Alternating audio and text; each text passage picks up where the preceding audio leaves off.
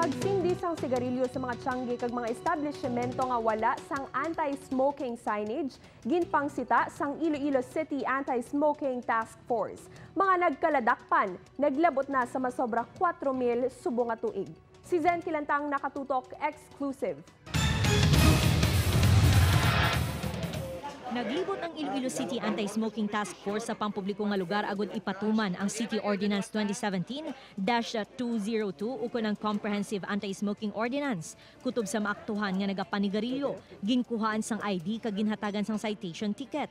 12 ang nadakpan sang ICAST nga Nagapanigarilyo sa pampublikong nga lugar sa city proper area.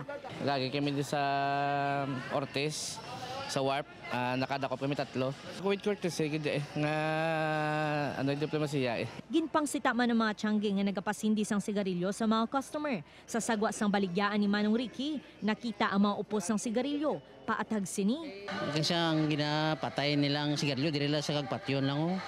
Nasaway ko gani, among timo na kay may isog pa, balik doon niya pa kagaguti, kasi mangita ka pa kontrablaw.